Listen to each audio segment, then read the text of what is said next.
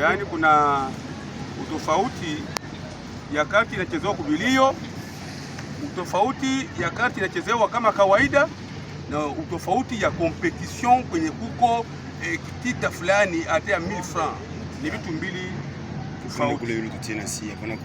Kwa niaba ya Fondation Hilaire Djemba inayoongozwa na Kingombe Djemba Hilaire wetu, mimi koordinata wa Fondation Ruhara Ziko, washauri wengine tunao wengi sana, wakina Marcelin Djemba na Fondation yote tuko watu wengi sana kabisa. Hii ni premiere edition ya michezo tulifungula hapa rasmi kata ya Kalundu. Nashukuru kabisa wote walijiunga na Fondation Hilaire Djemba, na hii michezo itaishia hapa.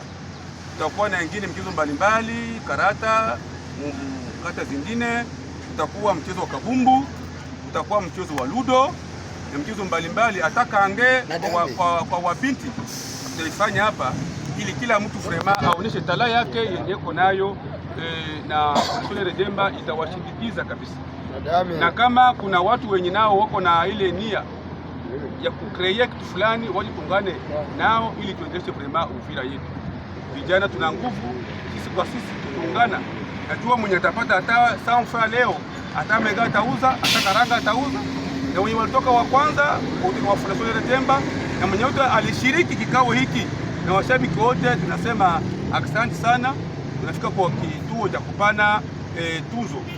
Tunasema mwanzo kama tunacheza karti yenye haiko ya bure, ni kuangalia namna gani watu wanaweza wakajituma. Wa kwanza tunampatia $35 kuto ya 23, yani tunampatia 80,500 francs congolais, na hiyo itapewa bwana Lubango na mwenzake Imani mwenye na wa pili yetu tuwapatie bwana nani Timaria.